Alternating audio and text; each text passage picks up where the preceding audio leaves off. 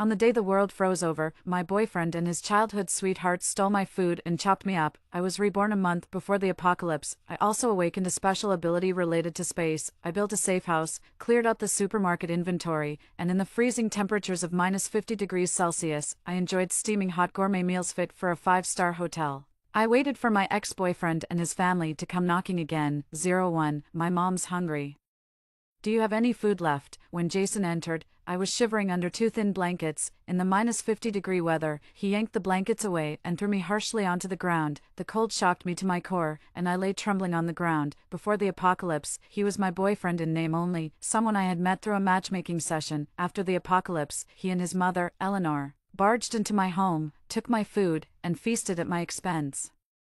His rough handling reopened the dry cracks in my skin, causing pain. Combined with days without food, I knew my body was extremely weak. He impatiently choked me, causing my eyes to roll back as I frantically shook my head. Disloyal and unfilial. Just die, he said coldly as he threw me aside. My head spun, and I struggled to catch my breath. Jason's childhood sweetheart, Audrey, also walked in, even in the apocalypse. She looked much better than I did, just last week.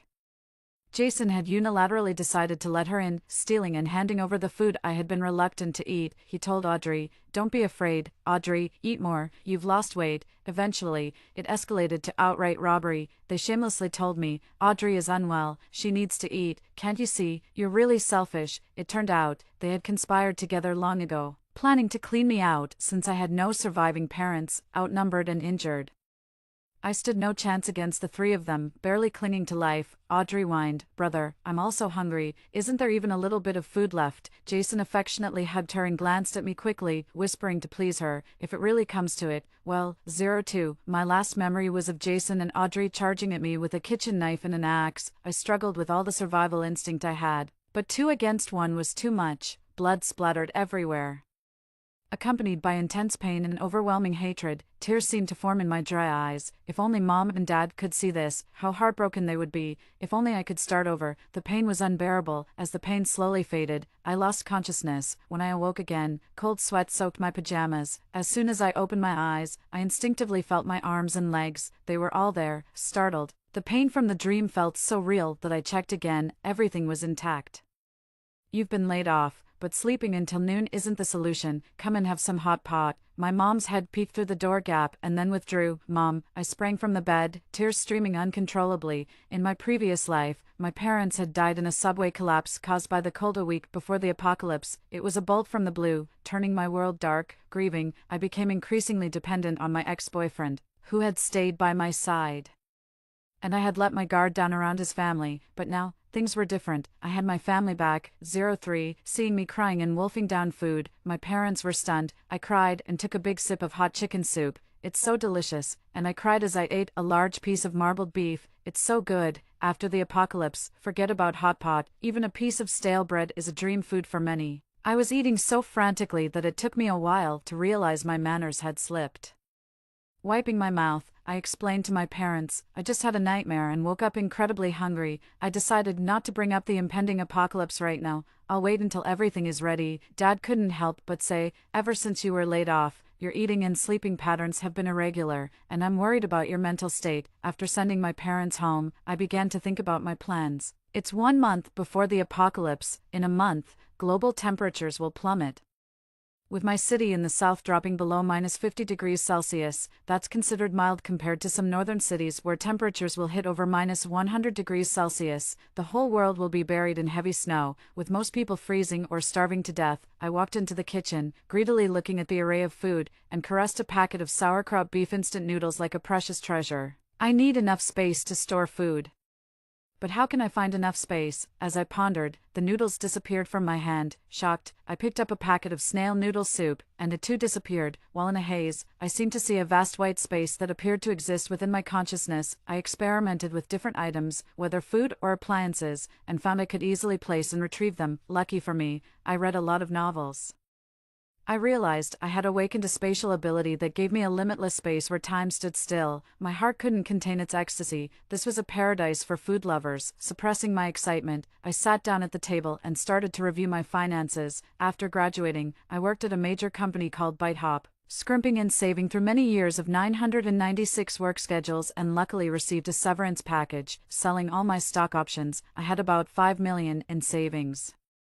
The 2 apartments my parents bought were in my name due to various policies at the time. Being a dutiful daughter, I mortgaged them and added another $10 million to my account. Currently, I had $15 million quietly sitting in my bank account. I don't remember any lottery numbers, but I always kept an eye on the stock market, especially since I was laid off and idle at home. And I remembered the key points for buying and selling a dozen outstanding stocks, so I invested all $17 million into the stock market. After a few days of leverage trading, my funds had multiplied several times, reaching $50 million. Without delay, the first thing to tackle was the safe house. One of the country's most renowned security companies was located in my city. After scheduling an appointment and explaining my needs, I asked for the highest level of protection for my 2-story villa, inside and out. The manager was a bit surprised but provided a professional and detailed plan and quotation the next day. After 2 days of discussion, we finalized the plan, which included reinforcing the entire house, air filtration, a fireplace, snow water filtration, solar power, and more. The manager assured me that even a cannon or tank couldn't breach my safe house. In short, the plan covered everything I could and couldn't think of. The work was to be expedited and completed within half a month for a total of $50 million.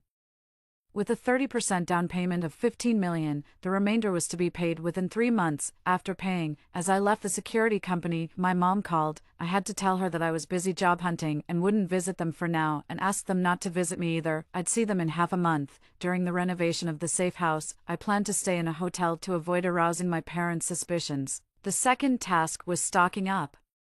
I rented several self-built buildings and warehouses in the city because their paperwork was irregular, and my fake identity information passed without issue. I didn't plan to sweep goods from supermarkets, but instead contacted several wholesalers and suppliers under the guise of opening a supermarket, arranging for them to deliver large quantities directly. I ordered several tons of various high-quality vegetables, fruits, and seafood. I purchased beef, pork, chicken, and duck in the tens of tons.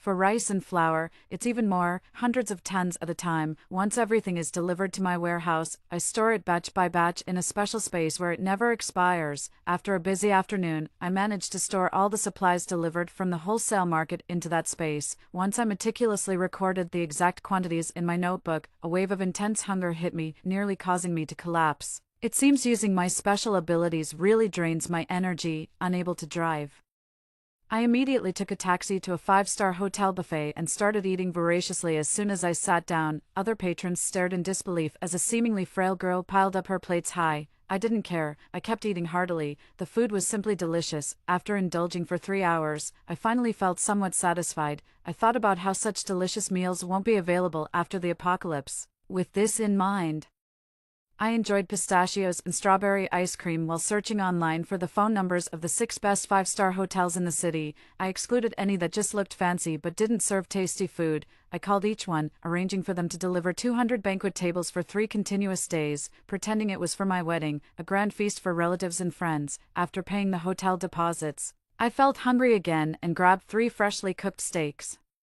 This time eating elegantly with a knife and fork. The following days were incredibly busy. Not only did I have to monitor and trade stocks daily, but I also had to check the goods delivered by wholesalers and suppliers to various warehouses. After the transportation workers left, I would use my abilities to transfer the goods into my space. The more I used my abilities, the stronger they seemed to become, allowing me to store more items each time and do so more efficiently. Around noon, calls from the 5-star hotels began to arrive, and they sent meals directly to me. I instructed them to deliver the banquets directly to my warehouse. The hotels had their ways. Even though the dishes were delivered, they arrived steaming hot as if just cooked. As the feast arrived, I couldn't help but salivate at the sight of delicacies like steamed lobster, abalone in black bean sauce, duck stewed with mountain mushrooms, braised shark fin soup, king crab, snow crab, Buddha jumps over the wall, and roasted suckling pig, all incredibly appetizing. I resisted the urge to eat and stored everything in my space while it was hot, knowing there would be plenty of time to enjoy it later. Besides these hotels, I heard about some local chefs famous for their banquet skills, their dishes no less superb. Remembering a particularly delicious meal I once had,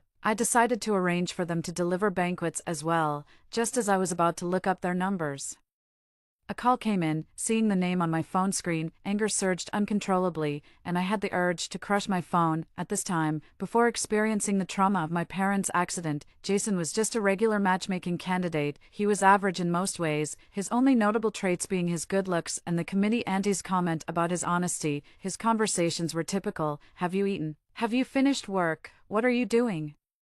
Can a straightforward and honest man truly be considered kind? Clenching my fist with brewing resentment, I pondered whether to deal with him, but I decided against it for now, not wanting any trouble that could interfere with my stockpiling. When the apocalypse comes, I'll deal with him and his family, and oh, Audrey too. As soon as I answered, he launched into a lengthy lecture. Lucy, I saw you dining at the 5-star hotel yesterday. That must be expensive. I didn't expect you to be so materialistic. My mother doesn't like girls who are too materialistic. If you marry into our family, you'll need to be frugal and manage the household well. Filial piety. I didn't have time to listen to his endless chatter, so I hung up the phone and immediately blocked his number. After sorting out the banquet, it was time to deal with stocking up on weapons. After all, my special ability is just an assist. I still need to be prepared to confront any bad guys. This turned out to be a bit tricky. I had to pull some strings with a few friends before I finally found a way to the black market for weapons. I managed to buy 5 shotguns and 200 rounds of ammunition, as well as 10 steel crossbows and large machetes. It took quite a bit of maneuvering. On the black market, I also struggled to purchase a good amount of essential prescription drugs. I bought 5 large boxes. I loaded everything into my car and drove it to the warehouse. Only then daring to transfer it into my special ability space. I only use this ability when I'm absolutely sure no one is around, to avoid any trouble before the apocalypse. In the last few days, I've spent about 30 million out of the 50 million yuan in my account, leaving me with just over 10 million, remembering from before my rebirth about a stock that hit the upper limit for 10 consecutive days. I decided to invest all 10 million yuan into it, continuing with enthusiasm. I stocked up on delicious foods. The next day at noon, the chefs for the banquet arrived near the warehouse I had rented. They looked at me puzzled. Miss, you said it's for a banquet, but are you getting married? It doesn't look like anyone else is here. Confidently, I replied, I'm celebrating my 30th birthday. Everyone is already inside. Just prepare the food, and I'll take it in. The chefs then started cooking fervently in the nearby tent, while I hurriedly carried the dishes to the warehouse. After bringing the food inside, I quickly placed everything into my space, repeating the process. Unlike the delicate dishes of a 5-star hotel, the banquet food was fresher, more robust, and had a homely touch, offering a different kind of delicious flavor. By the end of the afternoon, I had stored 100 tables worth of banquet food in my space. Both the chefs and I were visibly tired. I declared that my 30th birthday celebration would last for 3 days, asking the chefs to come back each day, and I gave them generous red packets. Once the security company notified me that they were finished, I returned to my apartment complex, which I hadn't visited for half a month. After thoroughly inspecting everything inside and out, I was very satisfied. My small villa looked unchanged from the outside, but it had been transformed into an incredibly strong fortress. I also secretly had the security company's staff install surveillance in Jason's family's home in the same complex. I was curious to see how they would manage without my resources. Satisfied with the inspection, I was in a good mood and noticed that the supermarket downstairs had stocked my favorite cumin lamb chops and cherries. I happily bought 2 large bags to take home. On my way home, I saw Jason's mother, Eleanor, chatting with several ladies in the community garden. The ladies all sported curly hair and wore pink scarves, except for Eleanor, who stood out without a scarf, but her loud voice made up for it, echoing throughout the community. Ah, speaking of my son, he's truly one in a million. TSK, TSK, TSK. Recently a few girls interested in matchmaking have come by, with good conditions and families, highly educated with great jobs, yet they still flock to my son, one of the ladies chuckled. Eleanor, after graduation your son didn't find a job, but it seems he's making a comeback with these matchmaking opportunities. The ladies all laughed. Eleanor clicked her tongue, about to retort, when she spotted me. With a tilted head and raised chin, she commanded, "Come here." Seeing I didn't react and continued walking, she stood up and walked over to me. Without calling my name, she haughtily said, "Jason said he's too busy to see you, but you know to come and pay respects to me first. This is your Aunt Chin, Aunt Huang." And Aunt Li, leaning closer, she lowered her voice and said to me, "Those lamb chops and cherries look good. Let's give them to the aunts. It might leave a good impression." As she spoke, she began to tug at my bag, thinking she could satisfy her vanity with my good stuff. No way. Seeing that I wouldn't give in, her face started to sour, and she had no choice but to loudly exclaim to the other ladies, "Oh my, sending so many gifts for me and Jason." Jason is really making something of himself, but as for which girl he likes, how can I possibly interfere? A contest of who can be louder, is it? I yanked my bag back forcefully. I've always been strong, and she fell flat on her face because of my pull. She couldn't get up for quite some time, hands on my hips. I shouted even louder at her, crazy woman, if you're broke, don't rob others. Who needs your jobless mama's boy anyway? Go back and crown yourself queen in your own house. After that, I just walked away, only to see the other ladies behind me burst into uncontrollable laughter, some even tearing up from it. The days that followed were plain, unremarkable, and dull. Recently, the news has been filled with reports of unusual weather, with temperatures in many cities hitting all-time lows. Even City A, known for its year-round spring-like climate, experienced sub-zero temperatures. However, these reports didn't garner much attention. Overshadowed as usual by entertainment and economic news. Meanwhile, I visited several famous cake shops in our city and ordered thousands of cakes. I also went to dozens of barbecue stalls and ordered tens of thousands of barbecue servings. I frequented the well-known local eateries serving Sichuan, Hunan, Fujian, Shanghai cuisines, tea houses, Hong Kong-style restaurants, bakeries, home-style cooking, Japanese, Korean, Italian, French, Thai restaurants, McDonald's, KFC, pizza places, and more. Based on how much my parents liked each type of food, I ordered hundreds or even thousands of servings accordingly. For instance, I ordered a few thousand servings from several top Japanese restaurants, my mother's favorite, and the same amount from my father's preferred Sichuan restaurants. I even bought 10,000 servings of hot pot base, delicious items from all over the country like spicy rabbit meat, salt and pepper duck racks, flour cakes, beef jerky, chocolate, and countless other delights were ordered by the hundreds of boxes online. What else was there? While grabbing a tender slice of yellowthroat from the hot-potted heideleo, I pondered as several job notifications popped up on my recruitment app. The HR from the company is very interested in your resume. The HR from the company would like to chat with you. The company thinks you are outstanding. Who works during the apocalypse? I thought about dismissing these notifications, but then I saw one. Walmart is hiring a warehouse manager. I remembered that on the day of the apocalypse, due to the extreme cold, many areas in the city had power outages for several hours. This included the Walmart, meaning, during those hours, the store's surveillance and alarms were down. I recalled that after the apocalypse, due to its geographical location, Walmart was one of the first to be buried by snow and ice, making excavation extremely difficult. Considering this, letting the vast resources of the province's largest supermarket go to waste would be a shame. I immediately perked up and submitted my resume to Walmart. Miss, with your impressive education and work experience, this job should be a breeze for you. However, we can only offer a salary of $5,000, the HR said, waiting for me to negotiate. No problem at all, I'm happy to accept. When can I start? I replied with a broad smile. After working for 3 days, I had a good understanding of the Walmart warehouse situation. Every time I looked at the fully stocked shelves, the corners of my mouth uncontrollably lifted. The news was incessant with reports about the cold weather. Since its establishment, City A had its first snowfall, thrilling the locals who rushed out to play, take photos, and build snowmen. As I sneezed, wrapping my scarf tighter around my neck, I only felt fear and disgust toward the cold weather, having survived the freezing apocalypse. I hurried to work, wrapping my scarf tightly. A week before the apocalypse was the day my parents had their accident in my previous life. I took a day off in advance, brought them home, and forbade them from going outside. Mom still murmured about wanting to go out and make a snowman, but I sternly refused. The TV reported accidents caused by the sudden drop in temperature. As our family gathered around the dining table, we enjoyed a steaming hot pot duo. On one side, the spicy hot pot base was brought all the way from Chongqing, delivering a satisfyingly spicy kick, while on the other side, the mushroom pots simmered with fresh mushrooms air-freighted from Yunnan, unparalleled in their freshness. I ate and drank heartily, masking the unease in my heart.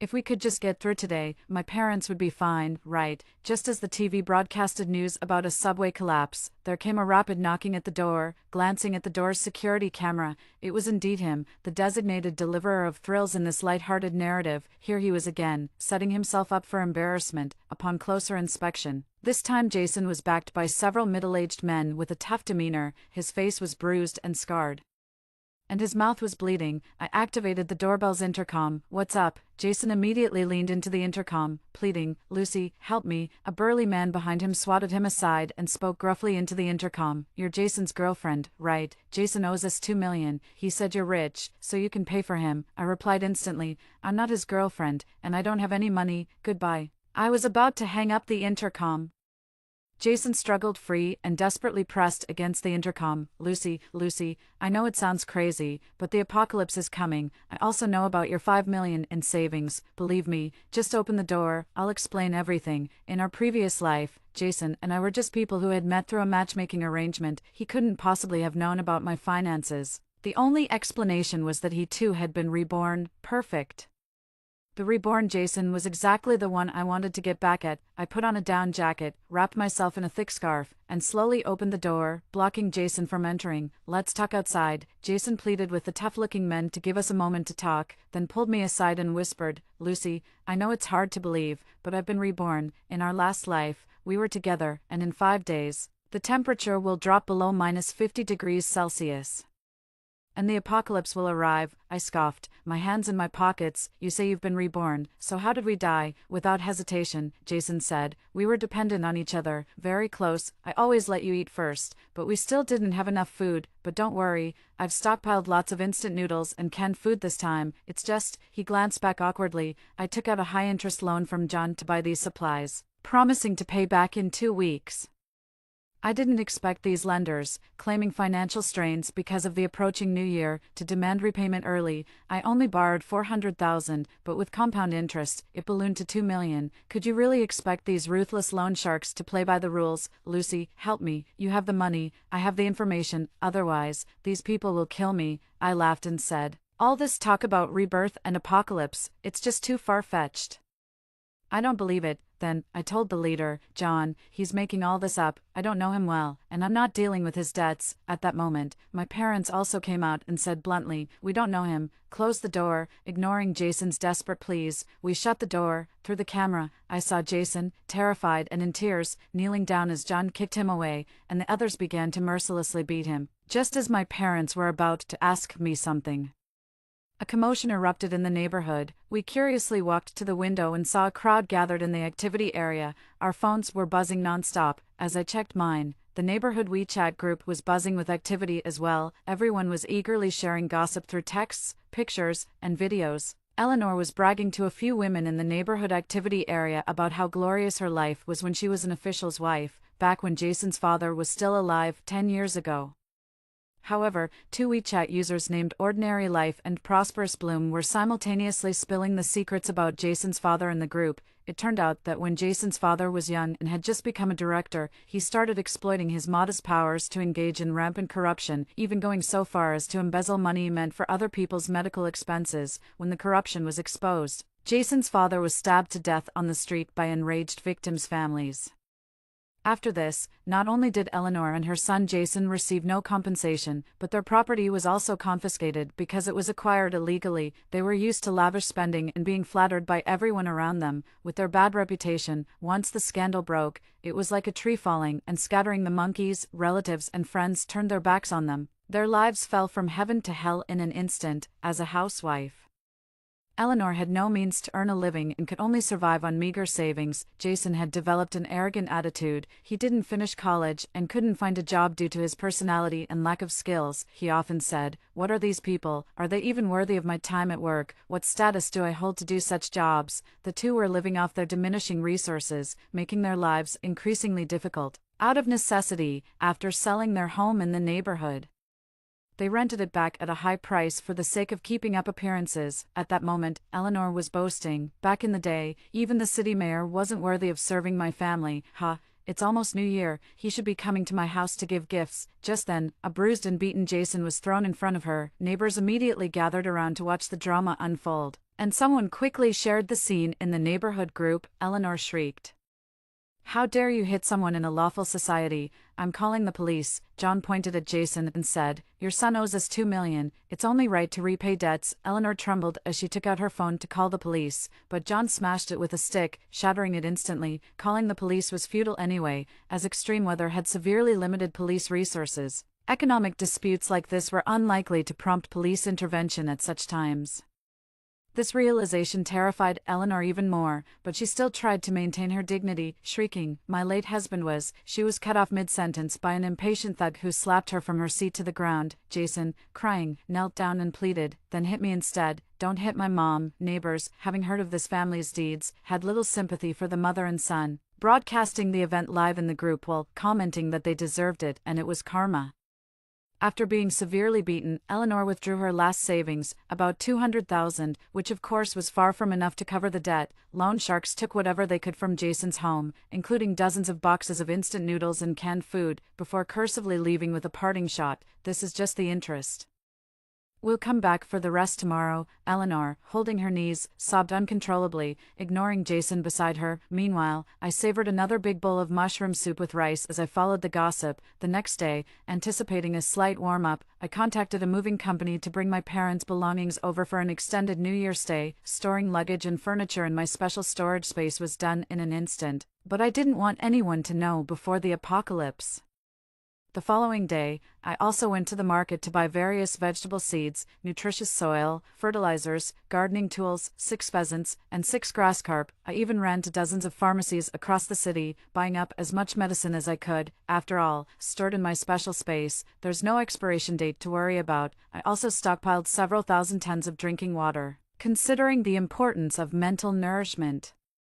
I purchased several hundred hard drives and downloaded a wide array of materials including classic world literature, novels, popular science, psychology, computer science, agriculture, medical science, nutrition books, classic movies, TV series, documentaries, aerobic and anaerobic fitness videos, and more. Locally, due to my busy schedule, I haven't had the chance to watch Empresses in the Palace. But now that Doomsday is here, I can finally take my time with it. Recently, Jason has visited me more than a dozen times and called hundreds of times. Of course, we sent him packing each time. The day before the apocalypse, the temperature plummeted once again. Many areas in the city experienced power and water outages, and working classes were suspended. I timed it perfectly to sneak out during Walmart's power outage. My mother was worried. "Why are you still working at the supermarket at a time like this? We always thought it was odd you took that job. You should quit."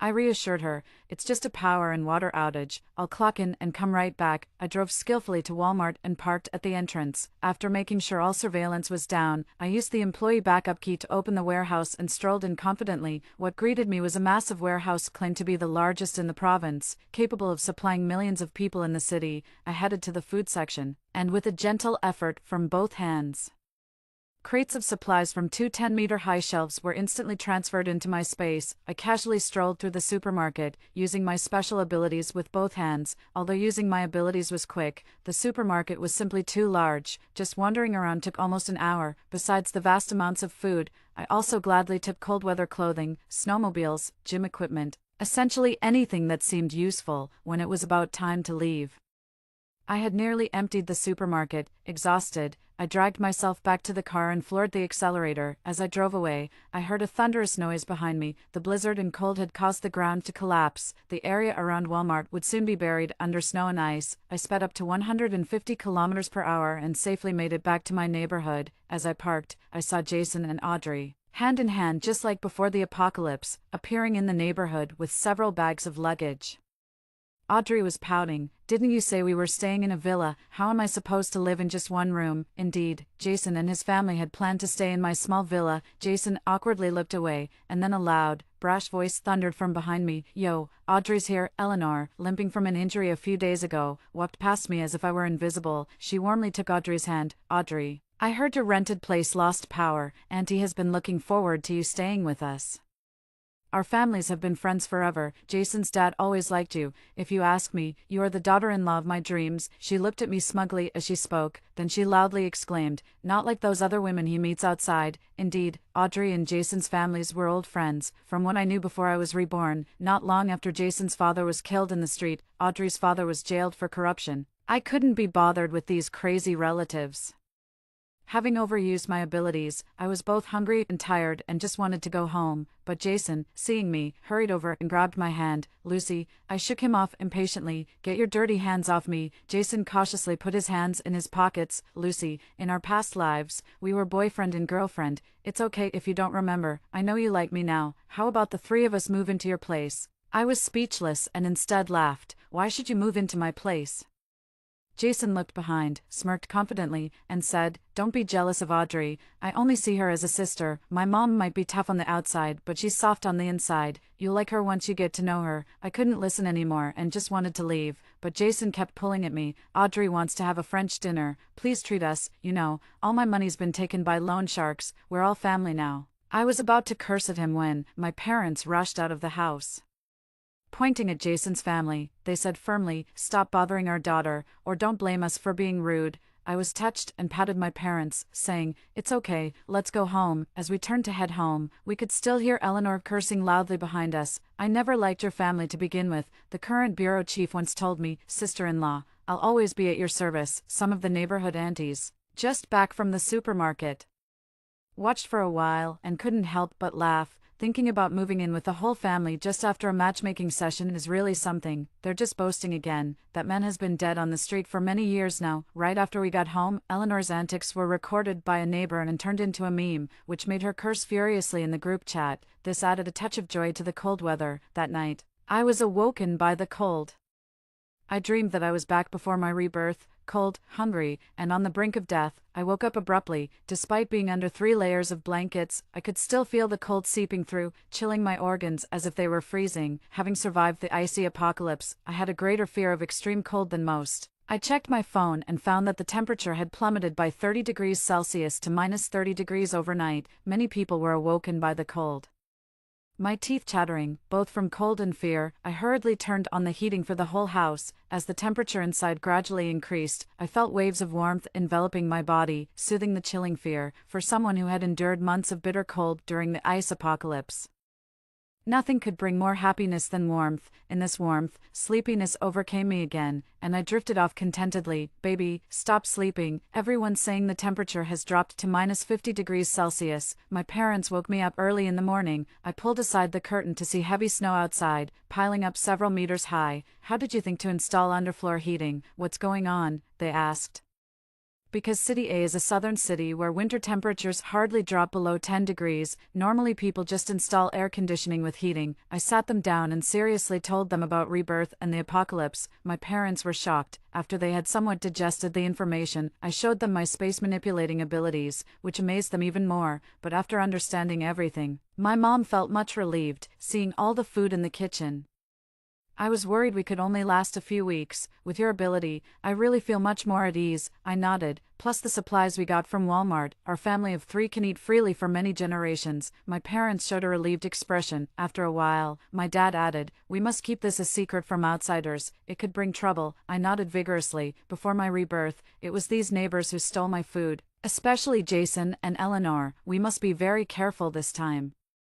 I then showed them the house's security features, and they praised me for being well prepared. I held their hands tightly. "This time, our family must make it through." In the morning, none of us felt like cooking, so I demonstrated how I could pull various meals out of my space, letting my parents choose, whether it was a Western brunch, McDonald's or KFC breakfast, soy milk with fried dough sticks, or plain porridge with side dishes. It was all available, in the end. My mom chose Cantonese dim sum, which I had ordered 10,000 portions from the city's most famous tea house. I took out 1 portion, and there were still 999 left. We enjoyed hot rice noodle rolls, radish cakes, shrimp dumplings, chicken feet, glutinous rice chicken, red rice sausages, and barbecue pork buns, accompanied by a pot of tea. The TV broadcasted news, reporting that extreme cold weather had hit globally. The minus 50 degrees Celsius in City A was relatively mild. Other places were even colder. Global transportation was paralyzed, as roads were buried under snow. This meant that people could no longer go out to find food. In the community chat group, people expressed their concerns. Some optimistically thought the extreme weather would pass quickly, others were happy about not having to go to school or work, and some pessimistically thought it was the end of the world. Of course, the optimists were in the majority. 5 days later, looking out the window, the snow had piled up thick outside and was still falling. Most residents had run out of food supplies, and amidst the severe cold and hunger, they awaited rescue that seemed never to arrive. My phone was filled with messages of fear, despair, and pleas for help. Doomsday theories were rampant, and suicides had become frequent in many areas. In the warmth of my room, I was enjoying a bowl of Buddha jumps over the wall, a dish I had taken from a special storage space. It was made in the traditional way, brimming with luxurious ingredients like abalone, sea cucumber, king oyster mushrooms, tendons, shiitake mushrooms, squid, and quail eggs. The soup was rich and aromatic, hearty yet not overly greasy. I was watching Empresses in the Palace on the large TV, specifically the Ganlu Temple episode, and couldn't help but feel a bit bored. When will Jinhuan return to the palace? I wondered, in the community chat group. Everyone was sharing how their food supplies were running low or nearly gone, with the price of a packet of instant noodles skyrocketing to over 100 times its usual cost. My house has only a little rice left. I haven't eaten in 2 days. Does anyone have any food? Even a packet of noodles would do. Please, I'm begging, I chimed in, following the trend. I've run out of food too, so hungry. After sending the message, I decided to continue indulging myself with a sweet and soft cheesecake. Suddenly, an unexpected message popped up. It was from Eleanor. My son had the foresight. We still have plenty of noodles and canned food. She attached a photo. It showed a small room in the storeroom, with dozens of boxes, either open or sealed, filled with food that everyone currently craved. I couldn't help but laugh. Wasn't this like flaunting wealth in a market full of thieves? I had learned all about these ruthless neighbors in my past life, but hadn't Jason's supplies been completely looted? How had he managed to stock up so much food? With this thought, I opened the surveillance I had secretly installed in Jason's house and saw him carefully checking the door to the storeroom. It turned out he had built a hidden door, inconspicuous enough to hide all that food. Jason was indeed a man with plans. In another camera feed, Eleanor, laughing uncontrollably in her room during a video call, was being flattered by a neighbor known for her bootlicking. Eleanor, you are truly blessed to have such delicious food at this time. You make all the sisters in the neighborhood jealous. We've always said that your son Jason is the most promising of all our children. The flattery went on, making my toes curl in disgust. Eventually, the neighbor awkwardly asked for some food. Eleanor, lost in the praise, agreed easily. Sure.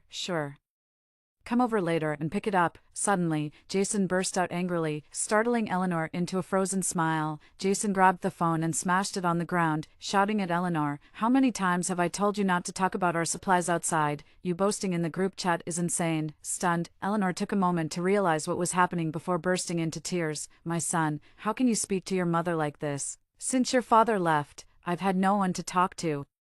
And I was so happy today, giving some food to Aunt Chin. What's wrong with that?" Jason, unable to contain his anger, retorted, "Aunt Chin has always laughed at you behind your back. Even her son made those mocking memes about you. Why help them?" Eleanor, sobbing uncontrollably on the bed, cried out, "You unfilial son, since your father passed, I've not had a single good day today. Having so many people speak kindly to me felt like the old times, and you blame me." Audrey, trying to mediate, also looked distressed. "Auntie, Jason has told you so many times not to talk about it outside. Why won't you listen?" Eleanor immediately found her target, pointing at Audrey and screaming, "You vixen, seducing my son to forget his mother." In the past, Eleanor had also distributed our family's supplies like this. These neighbors would first sweet-talk her and trick her out of plenty of supplies, and later they directly barged into our house to rob us. This scene replayed itself again. Soon, a dozen neighbors gathered at Jason's house, knocking on the door for food. Eleanor wiped away her tears, and with a stiff neck, said to Jason, "It must be Aunt Chin at the door. I promised to share some food with her. We have so much food at home. What's wrong with sharing some?" Jason was so angry he was lost for words. Ignoring Eleanor's curses,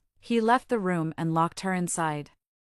He ignored the neighbors outside and together with Audrey, they blocked the door with heavy objects. I also heard Jason muttering to himself, "It's impossible to reason with Mom." After the apocalypse, Eleanor never had to worry about food or clothing, and people who had not experienced the apocalypse indeed found it hard to truly understand their situation. Thinking of this, I couldn't help but feel how sensible my own parents were. The neighbors were all wrapped in several layers of clothing, probably wearing everything they could, yet their faces were still pale with cold as they pleaded with Jason to open the door and give them some food. Auntie Instant Noodles squeezed her way to Jason's doorstep, pressing her face against the door and shouted with a forced smile, "Sister Eleanor, it's me." Jason and Audrey remained silent, acting as if they heard nothing, and Eleanor's voice couldn't be heard from inside the room. Auntie Instant Noodles and the other neighbors played the sympathy card, and even morally blackmailed him. Seeing that it was useless, their voices gradually became angry and they started cursing at Jason's family, even making threats, but it was all in vain. The sub-zero weather was unbearable. After a while, one of the ants nearly fainted,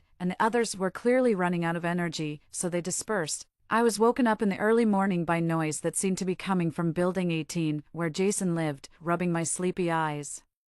I turned on the surveillance and saw a dozen neighbors gathered at Jason's doorstep. The bald man leading them looked like Jonathan, someone I knew who, before being reborn, used to rob people for food and had recently been released from prison. He had some underlings with him. This time, they didn't come empty-handed. They were holding kitchen knives, machetes, and clubs, and were digging at the walls of Jason's house. The three inside the house were already awake.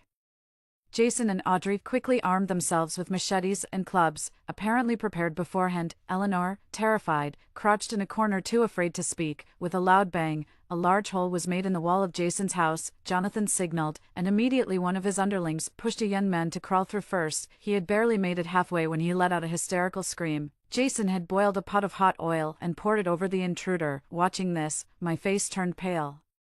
This was a method I had thought of before the rebirth, but Jason had stopped me, saying, "How could you think of such a malicious idea? You have no kindness in your heart." He wouldn't let me use the oil, and as a result, our food was stolen. Now, he was no longer kind. The hot oil would eventually run out, and then it was hand-to-hand combat, after a chaotic fight, with the absolute advantage of numbers and experience. And Eleanor almost hindering their efforts. Jason's side was overwhelmed. Their secret door, earlier boasted about by Eleanor to anti-instant noodles, was exploited by the aunt's son to find Jason's stash of a large amount of food. Jason was pinned down by several young men, his face full of despair and frustration. Jonathan was very pleased with the loot, and while looking at the subdued trio, he cold-heartedly said to Jason, "Young man, your mom and your girlfriend, you can only choose one. I'm taking one person away." At this moment, Eleanor seemed spirited again. Cooing, "Son, shut up," Jason shouted, almost choking on his own spit in anger. "I'm begging you, take my mom away. Anywhere is fine. I don't want to see this foolish woman ever again." No words could describe Eleanor's expression. Always loving her son dearly, she looked as if all her vitality had been drained, her face a mix of disbelief, despair, confusion, and pain. "Wait a minute," Audrey said, looking directly at Jonathan. "I'll go with you. What's so surprising?" Audrey smiled at Jason. "I stayed here because your house had a lot of food, but now you have none, and it's even difficult for you to survive. I choose to be with someone more powerful. What's the problem with that?" After she finished speaking, she stood up with ease and affectionately linked arms with Jonathan. Everyone was stunned by this change. Personally, I think that although Audrey is ruthless, she is still very clear-headed. From that day on, Eleanor fell ill and never recovered. In the icy apocalypse, it was already difficult for the elderly with poor health to survive. With a lack of medicine and food, she endured a tough time. Jason left her alone in the room, letting her wail from morning till night, unwilling to even glance at her. Why isn't he showing his filial piety now? A few days later, Eleanor's cries could no longer be heard. I didn't expect Audrey to return to Jason's house. Audrey knocked on the door, crying out, "Brother, Jonathan and the others. They bullied me and abandoned me again. I've come back to you. Can you please open the door?" I saw that after Eleanor's death, a spark finally appeared in Jason's dull eyes. He got up to open the door without much hesitation. He looked at Audrey, his eyes reddened and lips trembling, about to embrace her. Then Jonathan, along with a few of his men, ambushed from behind the door. They pinned Jason down firmly, and, just like what happened to me before the rebirth, they took axes and kitchen knives and began chopping at him. Audrey giggled, "Can you leave the legs for me? I haven't had meat in so long." I didn't want to witness such a bloody scene, so I immediately turned off the surveillance. Later on, even Audrey and Jonathan didn't survive the winter, and slowly, there were no signs of living people in the community. Of course, when the snow began to melt slightly, many went out in search of new life. During this time, to my surprise, my parents both awakened their own special abilities. My mother's ability turned out to be transforming into a giant, tank-like shield of flesh, and my father's was much more elegant. He possessed abilities related to ice and snow magic. Later, we learned that all over, individuals with special abilities emerged, and ordinary people without such abilities became rare during the icy apocalypse. We also left the home where we had been hiding for a long time, to meet the outside world. A whole new world.